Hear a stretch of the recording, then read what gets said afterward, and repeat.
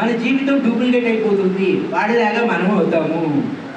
ఏదో చేసినట్టే మనం వాడు ఎదవ అంటాము, తర్వాత మనం ఎదవన్నారా ఎదవ అవుతాము. అర్థమవుతుందా బాగా పాయింట్? కాబట్టి మంచిని చూసి ఇంకెంతకంటే ఇంకా బెస్ట్గా నేనేమైనా చేయగలనా, అలాగే చెడుని చూసి ఈ చెడు నేను చేయకూడదు, నేను చెయ్యను, చెప్పుకోవడం చెయ్యను అని నిశ్చయించుకోవాలి. అలా ప్రతి విషయంలో నువ్వు చిన్నప్పటి నుంచి పెద్దప్పటి నుంచి ఏ క్షణానికి ఆ క్షణం, ఏ సమయానికి ఆ సమయం మనం నేర్చుకోవడానికి సిద్ధంగా ఉంటే గురువులు ఎప్పుడు మన చుట్టూ వాతావరణం ఎప్పుడు అలాగే ఉంటుంది, అద్భుతంగా ఉంటుంది. This is the game. అర్థమైందంటే పాయింట్. కాబట్టి ప్రతి విషయంలో ప్రతి ఒక్కరి దగ్గర నుంచి నేర్చుకోవచ్చు, ప్రతి ఒక్కరి దగ్గర నేర్చుకోవచ్చు. అనేక రహస్యాలు ఉన్నాయి. మనం కొంచెం కళ్ళు తెరిచి చూడు. గురువు మీదే రాట్లా.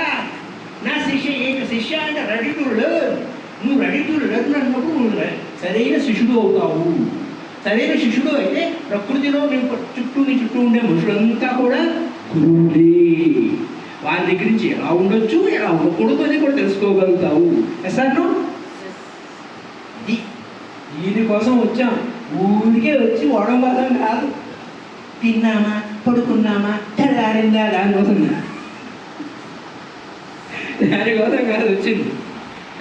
దినయావన్యం సాయం ప్రాత అంటే పగలు రాత్రి గడిచిపోతూ ఉంటాయి. పొద్దున వస్తుంది, సాయంత్రం అవుతుంది.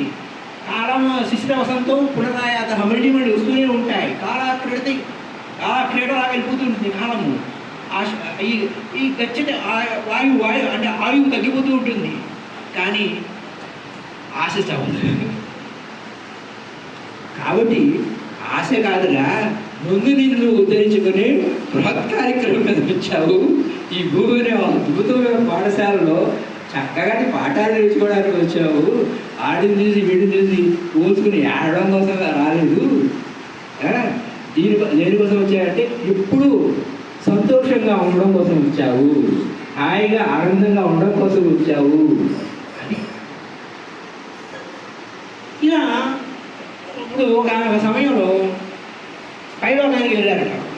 వెళ్ళినప్పుడు అక్కడ ఒక ఆయన అడుగుతాడంట, ఏమయ్యా నువ్వు అన్ని విధాలుగా సంతోషంగా ఉండే విషయాలన్నీ నీకు కల్పించాను కదా, నువ్వు ఏ విధంగా కూడా నువ్వు సంతోషంగా ఎందుకు వెళ్ళలేవు?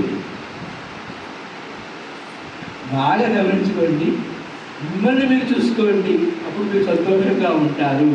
మిమ్మల్ని మీరు సరిదిద్దుకోండి, మీరు చాలా ఉత్సాహంగా ఉంటారు. ఉత్సాహంగా, ఉల్లాసంగా, సంతోషంగా, హాయిగా, ఆనందంగా, అద్భుతంగా ఉంటారు.